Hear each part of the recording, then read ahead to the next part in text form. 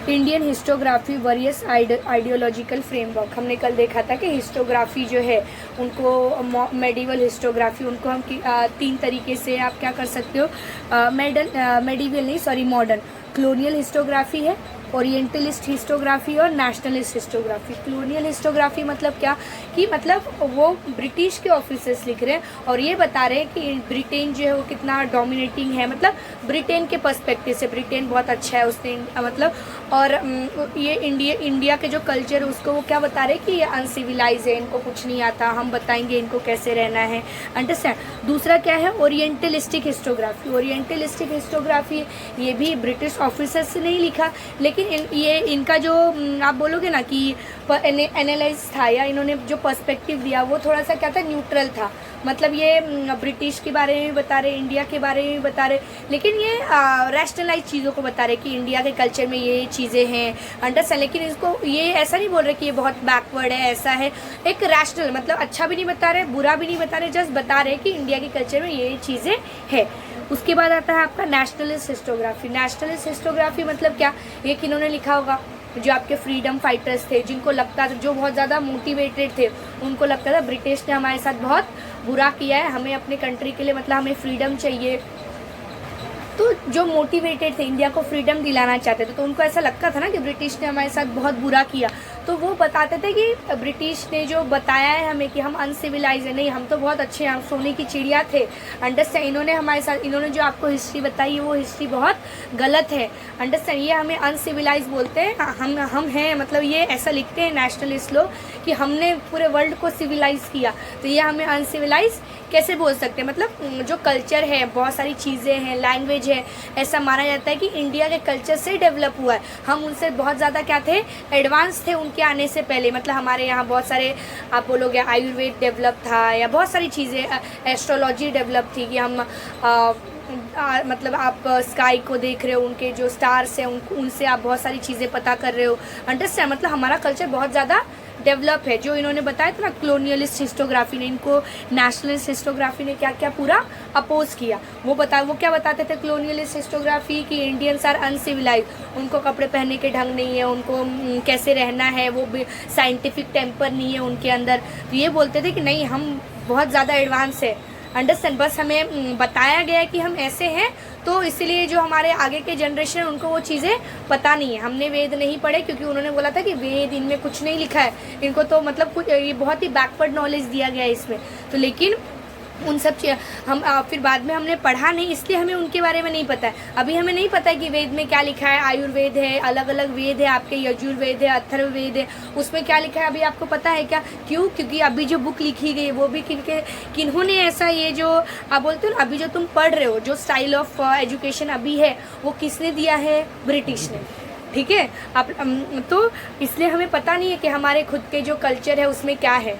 आधे से ज़्यादा पर्सपेक्टिव जो है वो किसके पर्सपेक्टिव से लिखा गया है, आपका हिस्ट्री या एनीथिंग, सब किनके पर्सपेक्टिव से? ब्रिटिश के पर्सपेक्टिव से। तो नेशनलिस्ट क्या करते हैं, उनका अपोज करते हैं, okay.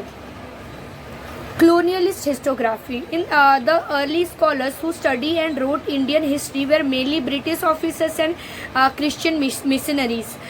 Their prejudice is clearly reflected in the way some of them have a ridiculed Indian culture. वही दिया है कि उन्होंने क्या किया, उनका प्रेजुडाइज मतलब उनके, आप होता है ना, आपने किसी को पहले देखा और आपने ना अपने अंदर सोच लिया कि ये इंसान ना ऐसा होगा, होता है ना। कभी तुमने तुम्हारा जो बेस्ट फ्रेंड है, जिनको तुम बेस्ट फ्रेंड बोलते हो, जब तुमने फर्स्ट डे स्कूल में गए होंगे, तुमने उसको देखा होगा, तुमने अपने मन में कुछ तो सोचा होगा ना, ये ऐसा होगा। बाद में तुमने देखा कि नहीं वो तो ऐसा नहीं है, वो तो बहुत अच्छा है, हेल्पफुल है या एनीथिंग। तो आपने कुछ धारणाएं अपने अंदर बना ली, उसको ही हम क्या बोलते हैं? प्रेजुडाइज। तो इनके प्रेजुडाइज आपको कैसे देखने मिलते हैं कि इन्होंने इंडियन जो क्लोनियलिस्ट हिस्टोग्राफी है, इन्होंने इंडियन कल्चर को क्या किया? रेडिक्यूल्ड, मतलब उनको बैकवर्ड बताया, अनसिविलाइज बताया। बेसिकली ये कौन थे जिन्होंने क्लोनियल हिस्टोग्राफी लिखी? आपके ब्रिटिश ऑफिसर और जो क्रिश्चियन मिशनरीज का मतलब क्या होता है कि जो अपने रिलीजन को बोलते हैं ना, उसको लोगों को बताने आते हैं कि हम आप ये रिलीजन आप क्या बोलोगे, आपकी ये रिलीजन अच्छा है या आप ये रिलीजन को चूज़ करो, अंडरस्टैंड। तो वो जो क्रिश्चियन कल्चर को इंडिया में लेके आए उनको हम बोलते हैं क्रिश्चियन मिशनरीज, ओके। तो उन्होंने क्लोनियल हिस्टोग्राफी लिखी और उन्होंने इंडिया के कल्चर को बहुत ज़्यादा क्या किया? रेडिक्यूल किया, अनडेवलप, अनसिविलाइज ऐसे बताया। Their writing were use to justify the colonial British. वो ये बताते थे ब्रिटिश बहुत अच्छे हैं, वही इंडिया में आए तब तो इंडिया थोड़ी बहुत सिविलाइज हो पाया, वरना तो ये बिल्कुल ही बैक। हम बोलते हैं ना कि इंडिया को किसने डिस्कवर किया, तो वास्को डी गामा, ऐसा बोला जाता है ना। तो क्या इंडिया पहले से नहीं थी क्या? थी। तो ये तो गलत बात है ना कि आप इंडिया को किसी ने डिस्कवर किया, वो इंडिया में आए। उनके आने से पहले भी इंडिया फॉरेन कंट्री से ट्रेड करता था। आपने ये एशियंट हिस्ट्री में पढ़ा होगा, इंडिया के बहुत सारे पोर्ट हैं। पोर्ट मतलब पता है ना, जहाँ आपके फॉरेन कंट्री से शिप वगैरह आती, तो वहाँ से बहुत सारी चीज़ें फॉरेन कंट्री में जाती थी, यहाँ आती थी, तभी तो इंडिया था। तो वास्को डी गामा आए 14 या 14 नहीं, आप क्या बोलोगे 15 सेंचुरी, क्योंकि 14 समथिंग लिखा है तो वो उसको हम क्या बोलेंगे 15 सेंचुरी। 15 सेंचुरी में वास्को डी गामा आया, उन्होंने इंडिया को डिस्कवर किया। इंडिया तो पहले से था, और वर्ल्ड के लोगों के लिए भी इंडिया था। क्यों? क्योंकि हम वर्ल्ड के साथ ट्रेड करते, तो उनके साथ अगर मैं किसी को नहीं जानती, इसका मतलब ये नहीं है ना कि मैं एग्जिस्ट नहीं करती, मैं एग्जिस्ट करती हूँ, वो पर्सन मुझे नहीं पहचान रहा, तो इसका मतलब ये नहीं है ना। तो सेम इंडिया भी है, अगर ब्रिटिश या वेस्टर्न कंट्रीज थे वो इंडिया को नहीं जानते तो क्या इंडिया नहीं था? उन्होंने डिस्कवर किया इंडिया को, इंडिया पहले से प्रेजेंट था। तो लेकिन उन्होंने ऐसा क्यों लिखा कि वास्को डी गामा ने इंडिया को डिस्कवर किया?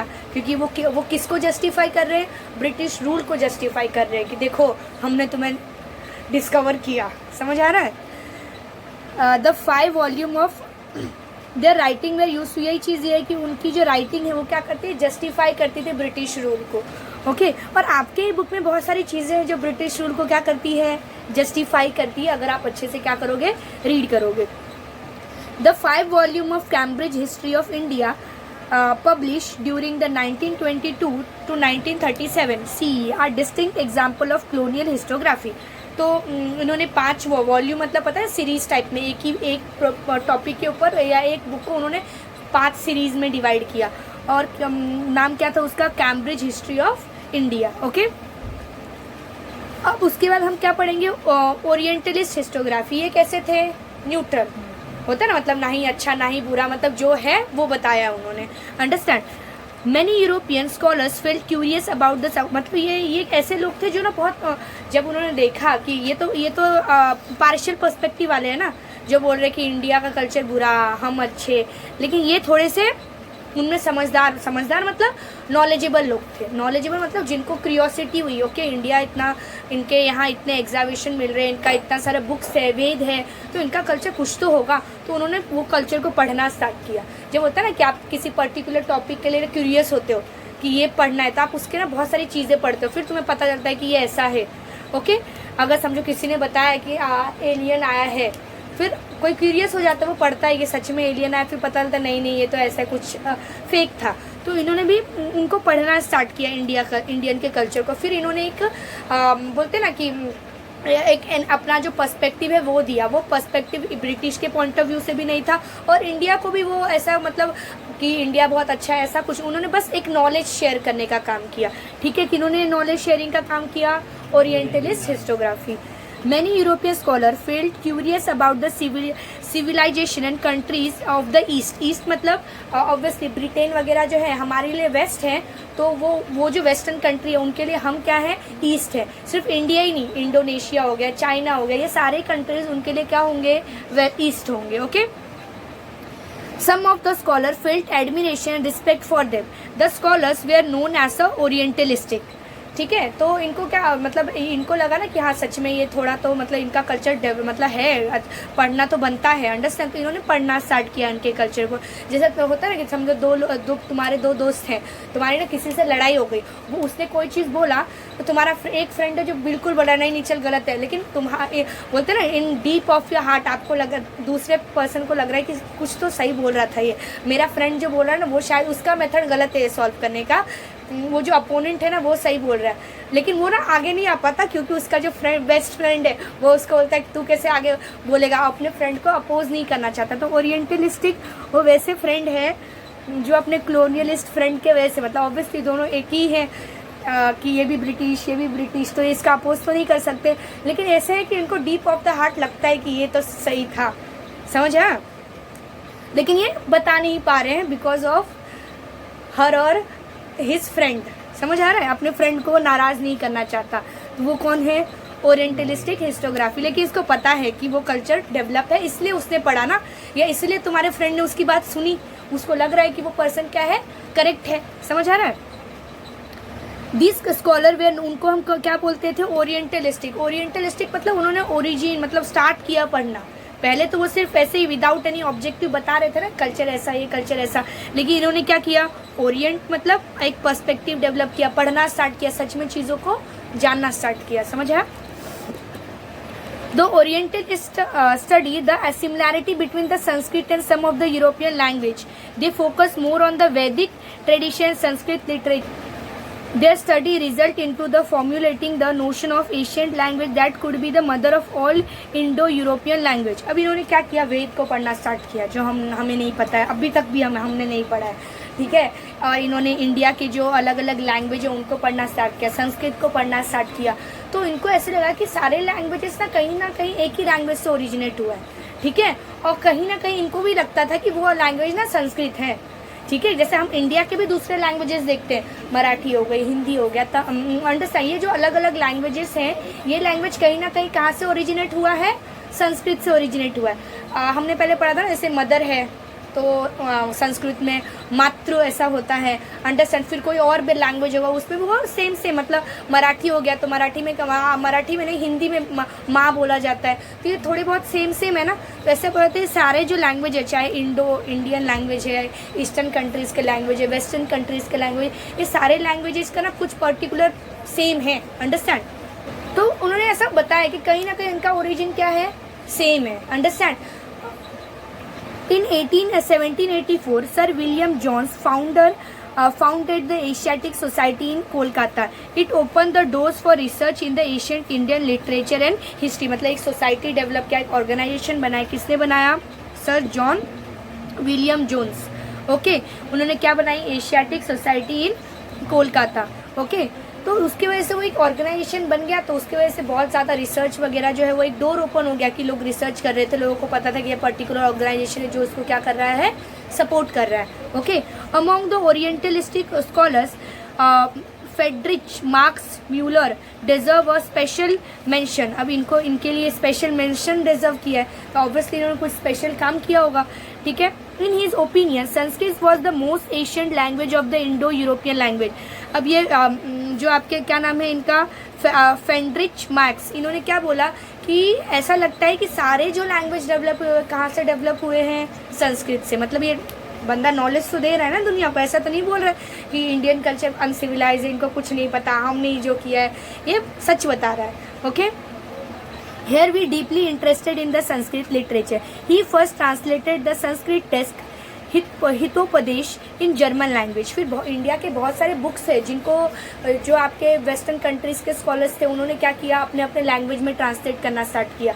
क्यों, क्योंकि वो ऑब्वियसली सबको तो कोई सारे जो वेस्टर्न कंट्री के लोग हैं वो आपके इंडियन लैंग्वेजेस को नहीं पढ़ सकते, तो इन्होंने अपने भाषा में उसको ट्रांसलेट किया, अपने लैंग्वेज में, जिससे वहाँ के लोग पढ़ सके, वहाँ के लोग वो नॉलेजेबल हो सके। लेकिन हमने वेदों को पढ़ना ज़रूरी नहीं समझा। क्यों, क्योंकि हमें बताया गया था कि उसमें कुछ है ही नहीं, समझा। तो ये जो आपके फ्रेडरिच मार्क्स है, इन्होंने क्या किया, हितोपदेश बुक है उनको किन में ट्रांसलेट किया, जर्मनी में ट्रांसलेट किया। He was the editor of 15 volume of the scared book of the east. उन्होंने स्केयर मतलब बोलते हैं पवित्र, ईस्ट जो है मतलब ईस्टर्न कंट्री जो उनकी जो पवित्र बुक है, इस नाम ये टाइटल के ऊपर उन्होंने 50 वॉल्यूम ऐसे अलग अलग बुक्स बनाए। मतलब ऑब्वियसली बहुत सारा नॉलेज उन्होंने क्या किया, ट्रांसलेट किया या बताया वर्ल्ड को, okay. He also compile the Rigveda which has been the publish in 6 volume. जो हमें पता है ना कि कितने वेद है, 4 वेद है, तो 4 वेद में से उन्होंने सिर्फ एक वेद को कितने वॉल्यूम्स में पब्लिश किया, 6 वॉल्यूम में, अंडरस्टैंड। ट्रांसलेटेड इनटू जर्मनी, उनको उन्होंने जर्मनी में ट्रांसलेट किया, मतलब कुछ तो होगा लिखा हुआ वेद में जो वो ट्रांसफर कर रहे हैं या ट्रांसलेट कर रहे हैं। Latterly Edward Said a scholar who was reevaluate the orientalistic writing has thrown a light of imperialistic interest of the orientalistic scholars. तो यहाँ बोला है कि जो इंपीरियलिस्टिक है, अभी मैंने बोला ना कि ओरिएंटलिस्टिक कौन थे, इनके ही फ्रेंड थे, तो वो ज़्यादा तो बताएंगे नहीं, मतलब आपको ऐसा नहीं करेंगे कि इंडिया को आगे लेके आएंगे, उनको बोलेंगे आप बहुत ज़्यादा आप सिविलाइज हो, हमें ही कुछ नहीं पता, नहीं। बाद में वो भी throw light of imperialistic interest of the orientalist scholar. जो ओरिएंटलिस्ट स्कॉलर्स थे उन्होंने भी एट द लास्ट इम्पेरियलिस्टिक मतलब जो कॉलोनियल इंटरेस्ट है उनको ही आगे रखा, अंडरस्टैंड, ना कि जो इंडियन हिस्ट्री है या इंडियन लोग हैं उनको आगे लेके आए। ओके, आगे आपको क्या दिया है, नेशनलिस्ट हिस्टोग्राफी बताया था। नेशनलिस्ट हिस्टोग्राफी कौन है, जो एकदम मोटिवेटेड है कि इंडिया, हमारा इंडिया सोने की चिड़िया, ऐसे वाले लोग हैं ये। ओके, तो ये क्या करेंगे, ब्रिटिश के कल्चर को बहुत बुरा बोलेंगे कि नहीं ये हमारे लिए अच्छा नहीं था, हम बहुत सिविलाइज हैं। Okay, the writing of Indian historiography who deserve a trend in the British who were trained in the British educational system show an inclination to store the pride of Asian glory of India and the self-esteem of Indian readers। अब ये ऐसे लोग थे जो जिन्होंने पढ़ाई तो British यहीं किया था, लेकिन जब ये गए फॉरेन कंट्री गए, जैसे महात्मा गांधी हो गए, उन्होंने यहाँ एजुकेशन लिया, लेकिन जब वो बहुत एजुकेटेड हो गए, उन्होंने फॉरेन कंट्री में जाके एजुकेशन लिया, तब उन्हें लगा कि नहीं ब्रिटिश तो हमारे साथ बहुत बुरा कर रहे हैं, इन्होंने हमारे कल्चर को इतना बुरा बताया है, ऐसा है। फिर उन लोग का माइंड ओपन हुआ, फिर वो इंडिया में आके हो या फॉरेन कंट्री से ही उन्होंने क्या करना स्टार्ट किया कि नहीं कॉलोनियलिस्ट रूल को अपोज करना स्टार्ट किया कि नहीं वो बहुत गलत है, हमारा कल्चर बहुत अच्छा है। उन्होंने देखा ना कि हमारे यहीं से सारा नॉलेज लेके आया जा रहा है और फॉरेन कंट्री में बताया जा रहा है, तो हमारा नॉलेज खराब कैसे हुआ, समझ आया। तो इनका सेल्फ एस्टीम जाग गया, मतलब होता है ना कि हम तो नहीं, ऐसा कैसे ये हमें बुरा बोल रहे। फिर उन्होंने इंडियन के पर्सपेक्टिव से कि इंडिया अच्छा है, कल्चर हमारा बहुत अच्छा है, तो वैसे लिखना स्टार्ट किया। और उन्होंने फिर उसमें क्या बताया, ब्रिटिश डोमिनेटेड कल्चर जो था उनको क्या किया, मतलब बताया कि नहीं ये बिल्कुल अच्छा नहीं है, समझ आया। Their writing are known as the nationalist historiography. उनके राइटिंग को हम, उन्होंने जो हिस्ट्री लिखी उस तरीके के स्टाइल ऑफ राइटिंग को हम क्या बोलते हैं, nationalistic historiography. Nationalistic writing in the Maharashtra. अब यहाँ आपको क्या दिया, महाराष्ट्र के पॉइंट ऑफ व्यू से दिया कि महाराष्ट्र में कौन कौन से नेशनलिस्टिक हिस्टोग्राफी हुए। बहुत सारे फ्रीडम फाइटर होंगे, जैसे आपका वी.डी. सावरकर होंगे, या और भी बहुत सारे लोग होंगे जिन्होंने जिन्होंने नेशनलिस्ट हिस्टोग्राफी को लिखा। Okay, writing Maharashtra were nationalist writing in the Maharashtra were inspire by the, ये क्या लिखा है, विष्णु शास्त्री चिपलूनकर। आपने पढ़ा है इनके, मतलब सुना तो है ना इनके नाम आपने हिस्ट्री में, Vishnu Shastri Chiplunkar he criticize the prejudice history of ancient India. जो प्रेजुडाइज था, जो हमारे बारे में धारणाएं बताई गई थी, इनको उन्होंने क्या किया, क्रिटिसाइज किया। He criticized the prejudice of the ancient India written by the British officer. The nationalistic historian tried to seek the golden era of Indian history. वो क्या करने लगे, try to seek मतलब वो चाहते थे कि ब्रिटिश से पहले जो हमारा गोल्डन ईरा था उसको वो क्या करना चाहते थे, वापस। आपके पेरेंट्स ने, आपने कभी तो सुना होगा कि वो क्या, कौन सा पोएम है कि मतलब सोने की चिड़िया था या समथिंग कुछ इंडिया, तो सोने की चिड़िया मतलब सोने, लिटरली मतलब उसका लिटरल मीनिंग नहीं है कि सोने की चिड़िया। सोने की चिड़िया मतलब हम बहुत ज़्यादा क्या थे, प्रॉस्पेरियस कंट्री थे, हमारा वर्ल्ड में एक नाम था, हम बहुत ज़्यादा ट्रेड करते थे, समझा।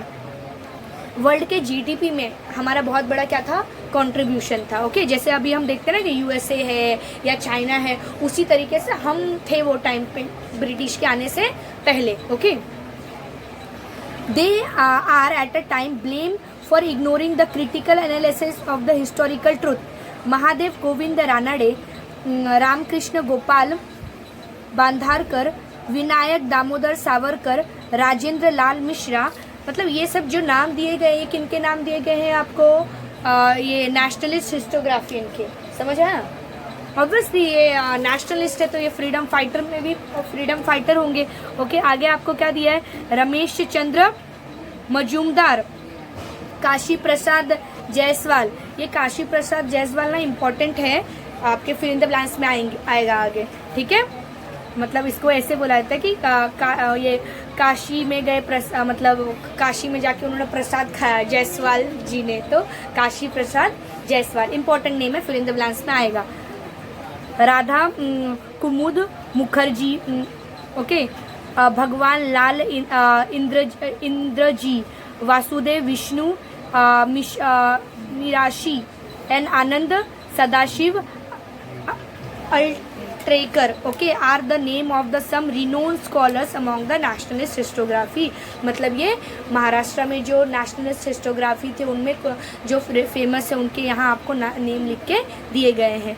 ओके जस्ट यू नो, अब फिर आपको यहाँ वो ये महादेव गोविंद रानडे इनके बारे में दिया गया है। ये क्या थे? जस्टिस थे, ठीक है, मतलब प्रोफेशन से ये क्या justice Mahadev Govind Ranade has explain the background of rise of Maratha empire in the great detail in his book. तो उन्होंने मराठा एम्पायर जो राइज किया, ठीक है, जैसे शिवाजी महाराज वो कहाँ से राइज किया वो उन्होंने अपने बुक में एक्सप्लेन किया है। The rise of Maratha power, उनके बुक का नाम क्या था? The rise of Maratha.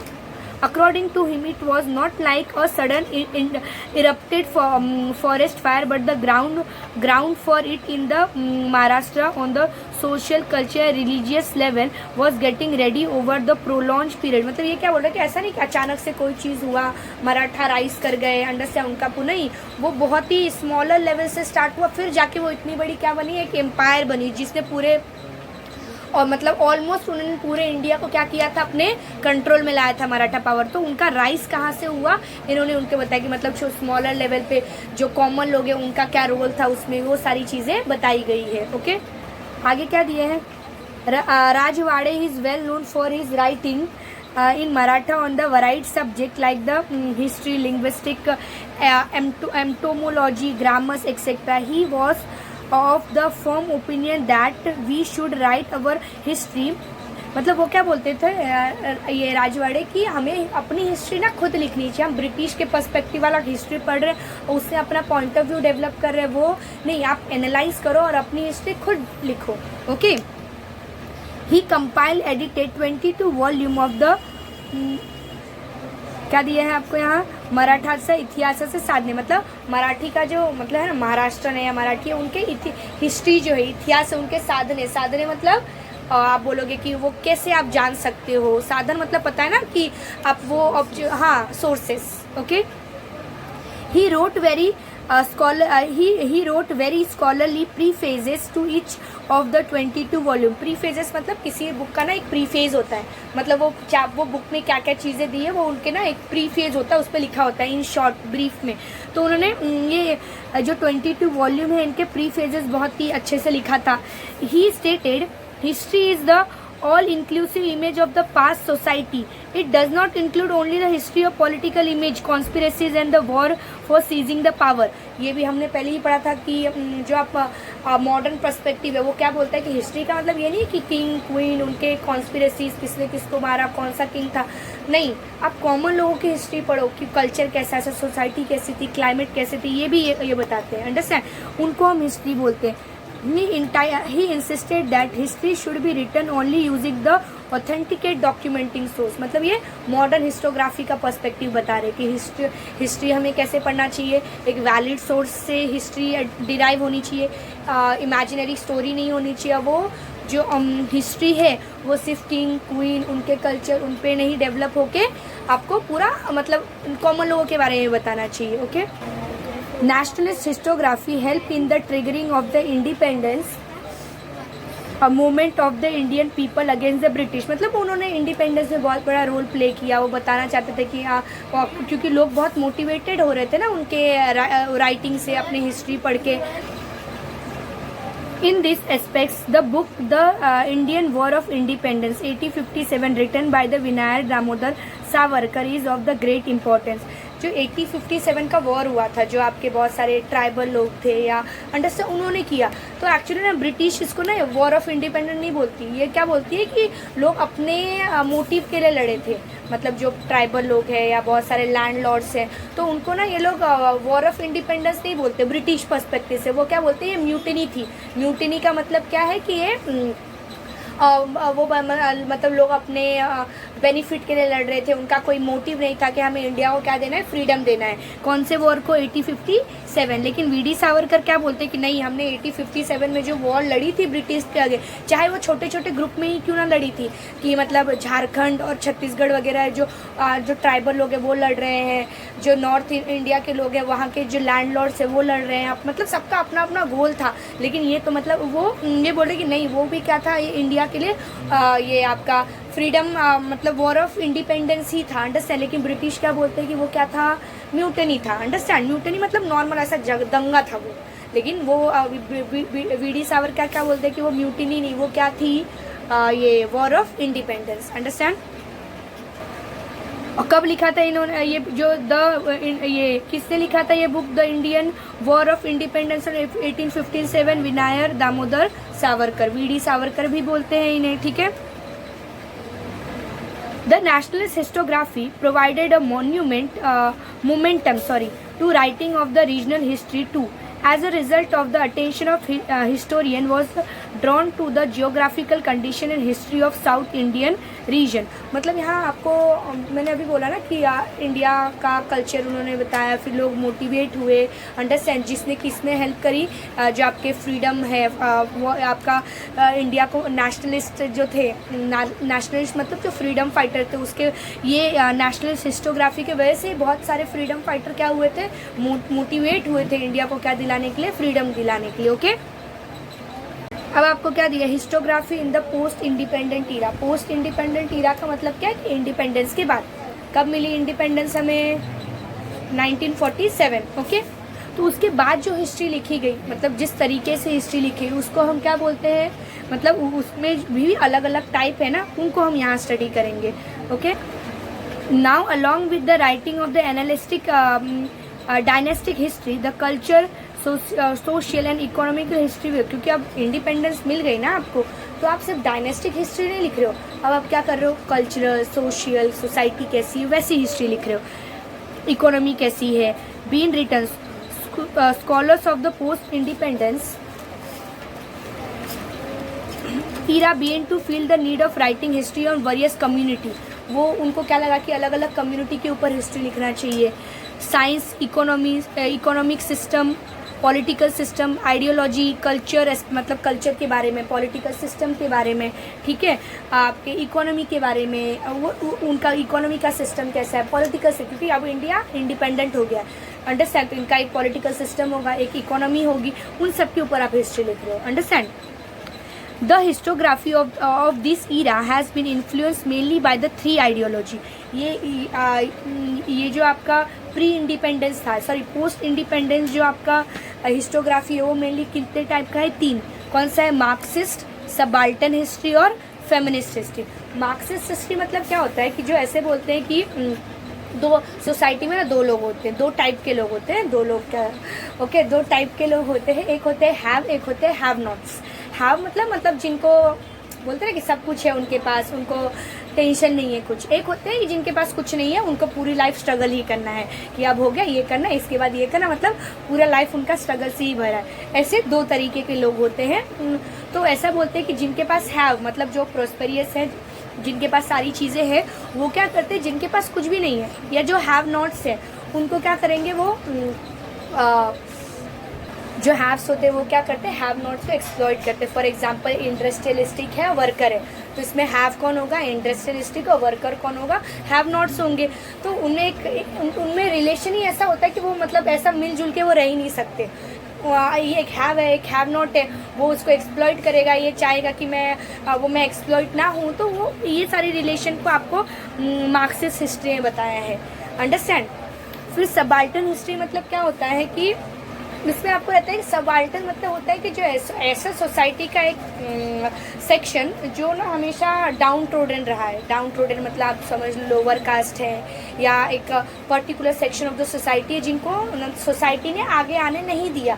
जब वो थोड़े एजुकेटेड हो गए, आगे आए, तो उन्होंने हिस्ट्री को लिखना स्टार्ट किया अपने पर्सपेक्टिव से।